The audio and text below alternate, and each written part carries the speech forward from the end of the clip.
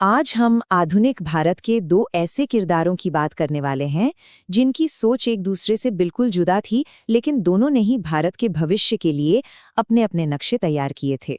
तो चलिए इस पूरी चर्चा को एक बहुत ही बुनियादी सवाल से शुरू करते हैं। आखिर वो कौन सी चीज है जो किसी भी देश को, एक राष्ट्र को आपस में जोड़कर रखती है? यही सवाल पेरियार और सावरकर दोनों के विचारों के केंद्र में था। कहानी के दो मुख्य चेहरे हैं। एक तरफ हैं पेरियार ईवी रामासामी, जो एक तर्कवादी और बड़े समाज सुधारक थे, और दूसरी तरफ विनायक दामोदर सावरकर, एक प्रखर हिंदू राष्ट्रवादी। तो सबसे पहले इसी सवाल की गहराई में चलते हैं कि एक राष्ट्र होता क्या है। यहीं से इन दोनों के रास्ते बिल्कुल अलग हो जाते हैं। सावरकर ने एक कॉन्सेप्ट दिया जिसे हिंदुत्व कहा जाता है। उनके मुताबिक भारतीय संस्कृति असल में हिंदू मूल्यों का ही एक प्रतिबिंब है, और इसके लिए उन्होंने दो शर्तें रखी। पहली, पितृभूमि, मतलब आपके पूर्वजों की जमीन भारत हो, और दूसरी, पुण्यभूमि, यानी आपके धर्म की पवित्र भूमि भी भारत ही हो। सावरकर ने अपनी किताब में इसे और भी साफ किया। उनके अपने शब्द सीधे सीधे बताते हैं कि उनकी नज़र में हिंदू राष्ट्र का हिस्सा कौन है और कौन नहीं। अब इसके बिल्कुल उलट पेरियार का राष्ट्रवाद धर्म पर नहीं बल्कि भाषा और इलाके पर आधारित था। 1938 में उन्होंने एक नारा दिया था, तमिलनाडु तमिलों के लिए, जो उनकी सोच को एकदम साफ कर देता है। अच्छा, ये तुलना देखिए, इससे पूरी तस्वीर एकदम साफ हो जाती है। जहां सावरकर के लिए एकता का आधार था साझा धर्म और संस्कृति, वहीं पेरियार के लिए वो आधार था भाषा और क्षेत्र। इसका सीधा मतलब ये हुआ कि सावरकर की परिभाषा से मुसलमान और ईसाई बाहर हो गए, क्योंकि उनकी पुण्यभूमि भारत से बाहर थी, और पेरियार के राष्ट्रवाद ने आर्य या ब्राह्मणवादी प्रभाव को ही खारिज कर दिया। अब देश की परिभाषा से आगे बढ़ते हैं और बात करते हैं समाज की। समाज की बनावट को लेकर भी दोनों के विचार बिल्कुल अलग थे। चलिए इसे समझते हैं। देखिए, यहाँ एक दिलचस्प बात है। दोनों ने जाति व्यवस्था की आलोचना की, लेकिन दोनों के मकसद बिल्कुल अलग थे। पेरियार मानते थे कि ये सिस्टम ही दमनकारी है और इसे जड़ से उखाड़ फेंकना चाहिए। वहीं सावरकर इसमें सुधार इसलिए चाहते थे ताकि हिल्लू समाज अंदर से एकजुट हो सके। पेरियार के कदम तो क्रांतिकारी थे। उन्होंने आत्मसम्मान आंदोलन चलाया, वैकोम में मंदिर प्रवेश के अधिकार के लिए संघर्ष किया, और वो खुले तौर पर नास्तिक थे। उनका मानना था कि भगवान का विचार डर और अज्ञानता से पैदा हुआ है। इतना ही नहीं, उन्होंने महिलाओं के अधिकारों की जोरदार वकालत की और राम की जगह रावण को द्रविड़ गौरव का प्रतीक माना। सावरकर भी छुआछूत और जाति व्यवस्था के खिलाफ थे, पर उनका अंतिम लक्ष्य था एक मजबूत, एकजुट और आदर्श हिंदू समाज बनाना। मतलब उनका सुधार का नजरिया हिंदू एकता के बड़े मकसद से जुड़ा हुआ था। अच्छा, अब कहानी में एक बहुत ही दिलचस्प मोड़ आता है। इतनी सारी असहमतियों के बावजूद इन दोनों में एक बात कॉमन थी। दोनों ही उस वक्त के मुख्य धारा के स्वतंत्रता आंदोलन के कड़े आलोचक थे। ये बात थोड़ी हैरान करने वाली है ना, कि दो इतने अलग अलग सोच वाले लोग एक ही राजनीतिक ताकत यानी गांधी और कांग्रेस के खिलाफ खड़े थे। पेरियार की कहानी देखें तो वो शुरू में कांग्रेस से जुड़े थे। उन्हें उम्मीद थी कि ये पार्टी जाति व्यवस्था के खिलाफ लड़ेगी, लेकिन 1925 के वैकोम सत्याग्रह के बाद उनका मोह भंग हो गया। उन्हें लगा कि कांग्रेस जाति के मुद्दे पर पूरी तरह उनके साथ नहीं है, और इसीलिए उन्होंने पार्टी छोड़ दी। सावरकर का रास्ता तो बिल्कुल ही अलग था। अंडमान की सेल्युलर जेल में गुजारे सालों ने उनकी राजनीति की दिशा ही बदल दी। जेल से छूटने के बाद उन्होंने कांग्रेस से अलग हिंदू महासभा का रास्ता चुना और बाद में उसके अध्यक्ष भी बने। तो दोनों कांग्रेस के विरोधी थे, लेकिन वजहें एकदम अलग अलग थीं। पेरियार को लगता था कि कांग्रेस का स्वराज असल में सिर्फ ऊंची जातियों का राज होगा, जिसमें निचली जातियों का शोषण जारी रहेगा। वहीं सावरकर का मानना था कि कांग्रेस की धर्मनिरपेक्षता और अहिंसा की नीति हिंदू हितों को कमजोर कर रही है। तो ये विचार सिर्फ इतिहास का हिस्सा बनकर नहीं रह गए, इनकी विरासत आज भी जिंदा है और भारतीय राजनीति पर गहरा असर डाल रही है। पेरियार की राजनीतिक विरासत तो एकदम सीधी और साफ दिखती है। जस्टिस पार्टी से लेकर उनके द्रविड़ कड़गम तक, और फिर उन्हीं के शिष्यों ने बनाई डीएमके और एआईएडीएमके। ये सभी पार्टियां दशकों से तमिलनाडु की राजनीति पर हावी रही हैं, और इन सब की जड़ें सीधे पेरियार के आंदोलन में हैं। और ठीक उसी तरह सावरकर की विचारधारा हिंदू महासभा और आरएसएस जैसे संगठनों की वैचारिक नींव बनी। उनकी किताब हिंदुत्व आज भी इन आंदोलनों के लिए एक अहम गाइड बुक मानी जाती है। तो आखिर में हम कहाँ आकर खड़े होते हैं? हम देखते हैं कि इन दोनों के बीच का ये वैचारिक संघर्ष सिर्फ इतिहास की बात नहीं है, ये आज के भारत में भी जिंदा है। एक तरफ क्षेत्रीय पहचान और सामाजिक सुधार की सोच और दूसरी तरफ सांस्कृतिक राष्ट्रवाद। ये जो तनाव है ना, ये आज भी भारतीय राजनीति और समाज के बिल्कुल केंद्र में है। पेरियार के असर को तो अंतर्राष्ट्रीय स्तर पर भी पहचाना गया। 1970 में यूनेस्को ने उन्हें जो सम्मान दिया वो उनके विचारों की ताकत को दिखाता है। और जरा सावरकर के प्रभाव के बारे में सोचिए। एक शब्द हिंदुत्व, जिसे उन्होंने एक जेल की कोठरी में घड़ा था, आज देश के सबसे बड़े राजनीतिक आंदोलनों में से एक की पहचान बन गया है। तो आखिर में सवाल यही रह जाता है, भारतीय होने का मतलब क्या है? और इस सवाल पर ये दो अलग अलग नजरिए देश की पहचान और उसके भविष्य को आगे कैसे आकार देते रहेंगे, ये एक ऐसी बहस है जो आज भी जारी है और जिसका जवाब शायद आने वाला वक्त ही देगा। जरा सोचिए एक ऐसी किताब के बारे में जो आज से 2300 साल से भी ज्यादा पुरानी हो, लेकिन उसे पढ़ने पर ऐसा लगे मानो वो आज की दुनिया में कूटनीति और सत्ता चलाने के लिए ही लिखी गई हो। आज हम इसी प्राचीन ग्रंथ कौटिल्य के अर्थशास्त्र की दुनिया में चलेंगे। अच्छा, किसी भी तरह के शासन या व्यवस्था को बनाने से पहले कौटिल्य ने उस सबसे बुनियादी समस्या को समझा जिसे हर समाज को सुलझाना ही पड़ता है। उन्होंने इस उथल-पुथल वाली हालत को एक बड़ा ही दिलचस्प नाम दिया, मछली का कानून। जी हाँ, इसे कहते हैं मत्स्य न्याय। कल्पना कीजिए एक ऐसी दुनिया की जहाँ कोई नियम नहीं, कोई कानून नहीं, पूरी तरह से जंगल राज।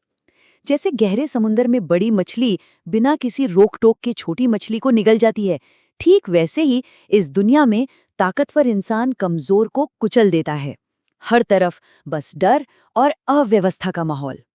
तो फिर इस पूरी अराजकता के बीच सबसे बड़ा सवाल यही उठता है कि आखिर व्यवस्था कायम कैसे हो, और अगर हो भी जाए तो उसे बनाए कैसे रखा जाए। और इसी मुश्किल सवाल का जवाब हमें मिलता है एक महान विचारक और उनकी एक कालजयी रचना में। ये समाधान दिया कौटिल्य ने, जिन्हें हम और आप चाणक्य के नाम से बेहतर जानते हैं। वो आज से करीब 350 ईसा पूर्व के एक बेमिसाल रणनीतिकार थे, और उनका जवाब था एक ऐसा ग्रंथ जो आज भी उतना ही प्रासंगिक है, अर्थशास्त्र। देखिए, अर्थशास्त्र का नाम सुनकर शायद ऐसा लगे कि ये सिर्फ धन दौलत की बात करता है, पर इसका असली मतलब कहीं ज्यादा गहरा है। इसका शाब्दिक अर्थ है भौतिक लाभ का विज्ञान। मतलब ये वो विज्ञान है जो सिखाता है कि जमीन, जो किसी भी राज्य की जान होती है, उसे कैसे हासिल किया जाए और फिर कूटनीति से उसकी रक्षा कैसे की जाए। सब कुछ एकदम प्रैक्टिकल। कौटिल्य का सिद्धांत एक सोशल कॉन्ट्रैक्ट यानी एक सामाजिक समझौते से शुरू होता है। उस मत्स्य न्याय से बचने के लिए आम लोग एक राजा को शक्ति देते हैं, उसे कर देते हैं, और बदले में राजा उन्हें सुरक्षा और न्याय देने का वादा करता है। यानी राज्य कोई आसमान से उतरी हुई चीज नहीं है, बल्कि इंसानों की जरूरत से बनाई गई एक व्यवस्था है। तो फिर एक आदर्श राज्य आखिर दिखता कैसा है? कौटिल्य के हिसाब से उसकी अंदरूनी बनावट कैसी होनी चाहिए? उन्होंने इसे 7 अंगों के सिद्धांत यानी सप्तांग सिद्धांत के जरिए समझाया। कौटिल्य की नज़र में राज्य सिर्फ एक जमीन का टुकड़ा नहीं था, बल्कि एक जीता जागता सांस लेता शरीर था। और यही है सप्तांग सिद्धांत, यानी एक शरीर के 7 जरूरी अंगों का सिद्धांत। और ये है वो 7 अंग: स्वामी यानी राजा, अमात्य यानी मंत्री, जनपद यानी इलाका और लोग, दुर्ग यानी किला, कोश यानी खजाना, दंड यानी सेना, और 7वां मित्र यानी सहयोगी। सोचिए, अगर इनमें से एक भी अंग कमजोर पड़ जाए तो पूरा का पूरा राज्य ही बीमार पड़ सकता है। इसको ऐसे समझते हैं, स्वामी या राजा उस शरीर का सिर है जो प्रजा के कल्याण के लिए जिम्मेदार है। अमात्य या मंत्री वो आंखें और कान हैं जो रथ के दूसरे पहिए की तरह काम करते हैं। जनपद लोग और जमीन है, दुर्ग उसका रक्षा कवच है, कोश राज्य की आर्थिक शक्ति है, दंड यानी सेना उसकी मजबूत भुजाएं हैं, और मित्र यानी सहयोगी उसके बाहरी दोस्त हैं जो जरूरत पड़ने पर काम आते हैं। तो ठीक है, जब राज्य के अंदर के सारे अंग सही से काम कर रहे हों, तब ध्यान जाता है बाहरी दुनिया पर, पड़ोसियों पर। चलिए अब कौटिल्य के नजरिए से विदेश नीति और जियोपॉलिटिक्स की इस जटिल दुनिया को समझते हैं। इसे कहते हैं मंडल सिद्धांत, यानी घेरों का सिद्धांत। ये जियोपॉलिटिक्स को समझने का एक ऐसा मॉडल है जहां एक राजा दोस्तों और दुश्मनों के गोल गोल घेरों के बीच में बैठा होता है। समझिए कि ये दुनिया एक शतरंज की बिसात की तरह है। और इस बिसात के केंद्र में कौन है? वो है विजयगीषु, एक ऐसा महत्वाकांक्षी राजा जो हमेशा जीतना चाहता है और अपना प्रभाव बढ़ाना चाहता है। ये सिद्धांत सुनने में जितना मुश्किल लगता है, असल में उतना ही सरल और दिलचस्प है। विजयगीषु यानी जो राजा केंद्र में है, उसके ठीक बगल वाला राज्य उसका स्वाभाविक दुश्मन अरी होता है। लेकिन उस दुश्मन का पड़ोसी, वो आपका दोस्त, मित्र बन जाता है। ये जो दुश्मन का दुश्मन दोस्त होता है वाली कहावत है, वो यहीं से आती है। और बस इसी तरह दोस्तों और दुश्मनों का एक पूरा घेरा, एक पूरा मंडल बन जाता है। जरा सोचिए, आज की जियोपॉलिटिक्स में भी ये कितना सटीक बैठता है ना? तो इन अलग अलग तरह के राज्यों से निपटने के लिए कौटिल्य ने कौन से व्यवहारिक तरीके और रणनीतियां बताईं? चलिए अब उन्हें देखते हैं। ये है विदेश नीति के 6 विकल्प। संधि यानी शांति समझौता कर लो, विग्रह यानी युद्ध छेड़ दो, यान यानी हमले के लिए तैयारी करो, आसन यानी चुपचाप बैठो, तटस्थ रहो, संश्रय यानी किसी ताकतवर से गठबंधन कर लो, और द्वैधी भाव यानी एक से दोस्ती और दूसरे से दुश्मनी की दोहरी नीति अपनाओ। राजा को हालात के हिसाब से इनमें से कोई एक रास्ता चुनना होता है।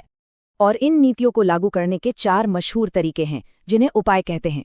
पहला है साम, यानी बातचीत और समझा बुझाकर मामला सुलझा लो। दूसरा दाम, यानी तोहफे या कोई लालच देकर काम निकाल लो। तीसरा भेद, यानी दुश्मन के घर में ही फूट डाल दो। और जब कुछ काम न आए तो चौथा और आखिरी उपाय है दंड, यानी सजा या बल का प्रयोग करो। लेकिन यहाँ एक बात समझना बहुत जरूरी है।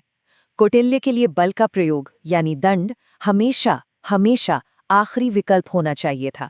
वो कोई जंगबाज नहीं थे, बल्कि एक ऐसे चतुर रणनीतिकार थे जो युद्ध को सबसे आखिरी और मजबूरी में उठाया गया कदम मानते थे। चलिए अब आखिर में कौटिल्य की इस कभी न मिटने वाली विरासत को समझते हैं और देखते हैं कि आज वो हमारे लिए कितने प्रासंगिक हैं। अक्सर कौटिल्य की तुलना यूरोप के महान रणनीतिकार मैकियावेली से की जाती है, लेकिन जो दिलचस्प बात है वो ये कि कौटिल्य मैकियावेली से सदियों, लगभग 1800 साल पहले राजनीतिक यथार्थवाद यानी पॉलिटिकल रियलिज्म की नींव रख चुके थे। जहां मैकियावेली का सारा ध्यान सिर्फ शासक की शक्ति को बढ़ाने पर था, वहीं कौटिल्य एक समृद्ध और स्थिर राज्य बनाने पर जोर देते थे। उनके लिए नैतिकता भी व्यवस्था बनाए रखने का एक जरूरी साधन थी, सिर्फ दिखावा नहीं।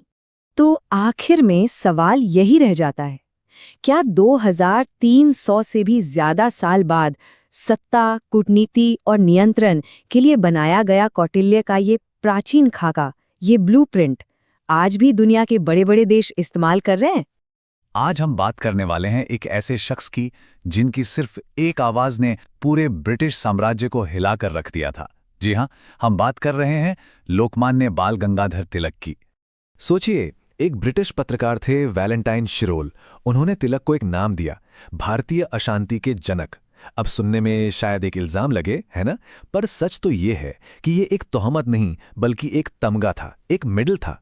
इस बात का सबूत कि तिलक की आवाज, उनकी सोच ने ब्रिटिश साम्राज्य की नींव में कितनी गहरी दरारें डाल दी थीं। तो सवाल ये उठता है कि आखिर कैसे एक अकेले इंसान ने भारत की आजादी की लड़ाई का पूरा नक्शा ही बदल कर रख दिया। चलिए आज इसी को समझने की कोशिश करते हैं। तो देखिए, तिलक ने ना भारतीय राजनीति का जो तरीका था उसे एकदम बदल दिया। एक तरफ वो दौर था जहां ज्यादातर नेता याचिकाओं और अर्जियों पर यकीन करते थे, और दूसरी तरफ थे तिलक, जिन्होंने सीधे सीधे विरोध का बिगुल फूंक दिया था। ये जो 2 तरीके हैं ना, ये 2 अलग अलग विचारधाराएं हैं। एक तरफ थे नरमपंथी, जो मानते थे कि याचिकाओं से, शांतिपूर्ण अपीलों से काम चल जाएगा, लेकिन तिलक, उनके लिए ये सब अंग्रेजों से भीख मांगने जैसा था। ना, उनका रास्ता एकदम अलग था। उनका रास्ता था आत्मनिर्भरता का, सीधे मुकाबले का, और हाँ, सबसे जरूरी, आम जनता को, हर एक इंसान को इस आंदोलन से जोड़ने का। लेकिन सवाल ये है कि उन्होंने ये किया कैसे? उन्होंने कुछ ऐसे हथियार चुने जो सीधे आम लोगों के दिलो दिमाग तक पहुंचते थे। उनके जो अखबार थे, केसरी और मराठा, वो सिर्फ खबरें नहीं छापते थे, वो तो राष्ट्रवाद की जलती हुई मशाल थे। और सिर्फ यही नहीं, उन्होंने गणपति और शिवाजी उत्सव जैसे त्योहारों को भी एक नया रूप दिया। वो अब सिर्फ पूजा पाठ तक सीमित नहीं रहे, बल्कि राजनीतिक चेतना और देशभक्ति जगाने के बड़े बड़े मंच बन गए। और इन सब कोशिशों के, इन सब आंदोलनों के केंद्र में एक शब्द था, एक ऐसा विचार जिसने आजादी की लड़ाई को एक नई आत्मा दे दी। और वो शब्द था स्वराज। साल था 1916। तिलक ने वो ऐतिहासिक शब्द कहे जो आज भी, इतने सालों बाद भी हम सबके दिलों में गूंजते हैं। स्वराज मेरा जन्मसिद्ध अधिकार है और मैं इसे लेकर रहूंगा। सोचिए, ये सिर्फ एक नारा नहीं था, ये तो पूरे देश की तरफ से एक ऐलान था, एक ऐलान जंग। लेकिन एक मिनट, तिलक का स्वराज का मतलब सिर्फ अंग्रेजों को देश से बाहर निकालना नहीं था। नहीं, ये इससे कहीं ज्यादा गहरा विचार था। ये सिर्फ राजनीतिक आजादी नहीं थी, ये बात थी एक देश की नैतिक और आध्यात्मिक आजादी की। मतलब एक ऐसा स्वशासन जहां इंसान अपनी आत्मा से भी स्वतंत्र हो। तो ठीक है, लक्ष्य तो बहुत बड़ा था, पर इस तक पहुंचने का रास्ता क्या था? इसके लिए तिलक ने एक जबरदस्त 4 सूत्री कार्यक्रम बनाया। पहला, स्वदेशी, यानी अपने देश में बनी चीजों को अपनाओ। दूसरा, बहिष्कार, ब्रिटिश सामान, उनके स्कूल, कॉलेज, अदालतें, हर चीज का बायकॉट। तीसरा था निष्क्रिय प्रतिरोध, मतलब अगर कोई कानून गलत है तो उसे मानेंगे ही नहीं। और चौथा, जो शायद सबसे जरूरी था, राष्ट्रीय शिक्षा, अपनी खुद की शिक्षा प्रणाली जो गुलाम नहीं बल्कि देशभक्त बनाए। अब जाहिर सी बात है, जब कोई एक पूरे साम्राज्य को चुनौती देगा तो साम्राज्य चुप तो नहीं बैठेगा, वो पलटवार करेगा। और तिलक को अपनी इन क्रांतिकारी गतिविधियों की बहुत भारी कीमत चुकानी पड़ी। ये जो टाइमलाइन है ना, ये उनके कभी न झुकने वाले जज्बे की कहानी है। 1897 में जेल, फिर 1908 में देशद्रोह का आरोप लगाकर फिर से गिरफ्तारी, और इस बार बर्मा की मांडले जेल में लंबा निर्वासन। लेकिन अंग्रेजों का हर जुल्म उन्हें तोड़ने की जगह और मजबूत बना रहा था। इसका सबसे बड़ा सबूत 1916 में जैसे ही वो रिहा हुए, उन्होंने तुरंत होम रूल लीग की स्थापना कर दी। जैसे वो कह रहे हों, मैं वापस आ गया हूं और मैं हारा नहीं हूं। पूरे 6 साल, जरा सोच कर देखिए, 6 साल अपने देश से, अपने लोगों से दूर, मांडले की उस कालकोठरी ने, ये सिर्फ एक सजा नहीं थी, ये उस स्वराज के सपने के लिए चुकाई गई एक बहुत बहुत बड़ी कीमत थी। और ये कीमत उन्होंने अकेले चुकाई। पर तिलक को जेल की दीवारें भी रोक नहीं पाई। उन्होंने अपनी कलम को अपना हथियार बनाया और उन दीवारों को तोड़ दिया। वहीं उस जेल में उन्होंने अपनी सबसे महान रचनाओं में से एक लिखी, गीता रहस्य। इसमें उन्होंने भगवद गीता की एक बिल्कुल नई व्याख्या पेश की। उन्होंने कहा कि गीता सिर्फ मोक्ष की बात नहीं करती, वो बात करती है कर्म की, अपने कर्तव्य को बिना किसी स्वार्थ के पूरा करने की। और ये किताब, ये सोच आज़ादी के दीवानों के लिए एक प्रेरणा का स्रोत बन गई। अब देखिए, इतिहास में जो भी बड़े व्यक्तित्व हुए हैं, उनकी कहानी कभी भी सीधी सरल नहीं होती। और तिलक भी कोई अपवाद नहीं थे। उनकी विरासत काफी जटिल है। वो विरोधाभासों से भरे इंसान थे। एक तरफ राजनैतिक मामलों में तिलक एक जबरदस्त क्रांतिकारी थे, पूर्ण स्वतंत्रता, उससे कम उन्हें कुछ भी मंजूर नहीं था। लेकिन दूसरी तरफ जब सामाजिक मामलों की बात आती थी तो उनके विचार काफी हद तक पारंपरिक थे। जैसे एक उदाहरण लेते हैं, 1891 में एक बिल आया था, एज ऑफ कंसेंट बिल, जो लड़कियों की शादी की उम्र बढ़ाने के लिए था। तिलक ने इसका विरोध किया। अब क्यों किया? उनका मानना था कि ये सामाजिक सुधार अंग्रेजों का काम नहीं है, ये हमारा अंदरूनी मामला है, और जब हम आजाद हो जाएंगे तो ये सुधार हम खुद करेंगे। और अपने जीवन के आखिरी सालों में भी उनका प्रभाव जरा भी कम नहीं हुआ। भाषा के आधार पर राज्यों को फिर से बनाने का जो विचार है, वो सबसे पहले उन्होंने ही दिया था, जो आजाद भारत में सच हुआ। और आप उनके कद का अंदाजा इसी बात से लगा सकते हैं कि उनके निधन के बाद खुद महात्मा गांधी ने उनकी याद में तिलक स्वराज फंड की शुरुआत की, और इसी फंड ने आगे चलकर असहयोग आंदोलन की नींव रखी। और ये सारी बातें हमें आखिर में एक बड़े सवाल पर लाके खड़ा कर देती हैं। क्या तिलक की पैदा की हुई ये अशांति, जैसा कि अंग्रेज इसे कहते थे, वाकई वो जरूरी चिंगारी थी जिसने भारत की आज़ादी की ज्वाला को भड़काया? शायद इसका जवाब उनकी इसी जटिल लेकिन बिना किसी शक के महान विरासत में ही छिपा है।